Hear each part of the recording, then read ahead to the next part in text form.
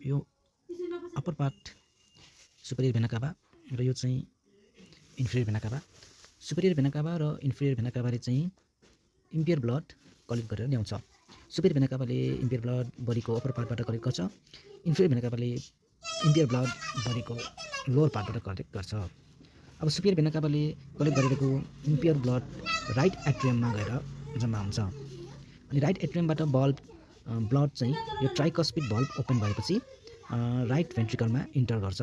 त्यसपछि राइट भेन्ट्रिकलबाट अब ब्लड जान्छ यतातिर यो पल्मोनरी भल्भ हुँदै पल्मोनरी आर्टरीबाट लङतिर जान्छ। अब लङबाट ब्लड प्युरिफाई भएर आउँछ। प्युरिफाई भएर आएको जुन भल्भ प्योर ब्लड छ त्यो प्योर ब्लड चाहिँ यो पल्मोनरी भेन हुँदै लेफ्ट एट्रियममा गएर इन्टर गर्छ, लेफ्ट एट्रियममा जान्छ। अनि यो लेफ्ट एट्रियमबाट ब्लड अब यसरी लेफ्ट भेन्ट्रिकलमा जान्छ। अब लेफ्ट भेन्ट्रिकलमा जानुभन्दा अगाडि यो मिट्रल भल्भ, यसलाई बाइकस्पिड भल्भ भन्छ, यो मिट्रल भल्भ चाहिँ ओपन हुन्छ।